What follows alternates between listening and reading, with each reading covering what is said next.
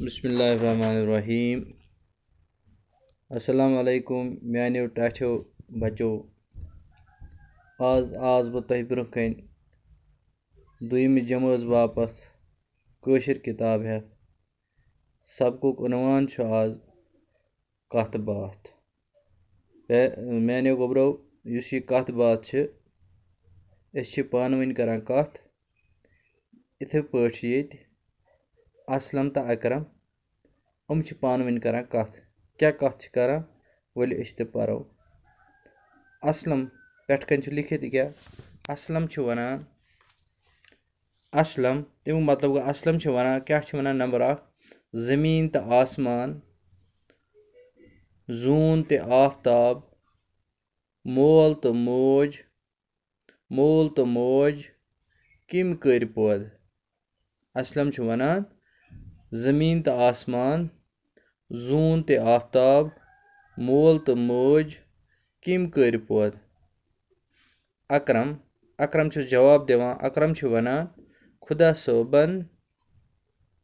सोबन सुई छु पौध करान रछान ते ख्यावान चावान सारी छु खुदा सोबस इबादत करान। कथ बात असलम जमीन तो आसमान यानी असलम छु पृछान सवाल जमीन तो आसमान जून ते आफ्ताब मोल तो मोज किम कर पौध।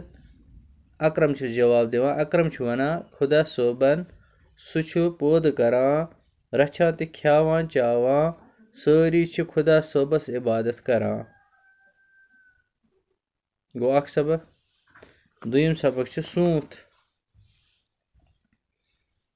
काव करान टाव टाव सूंत आव वंद द्राव सूंत आव टिक्की बटनन जोश आव हर दपान सूंत चाव बुलबुलो दिल शहलाव नाग राधन आब आव आरस अंदर हवा छाव सूंत आव।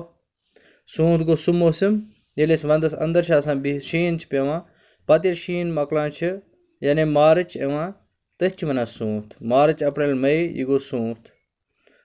काव करान टाव टाव तुह वुचान काव छु तुह जानान काव छ क्रहन शक्ल परिंदा सु करान टाव टाव सूंत आव सुई छु वनान सूंत आव।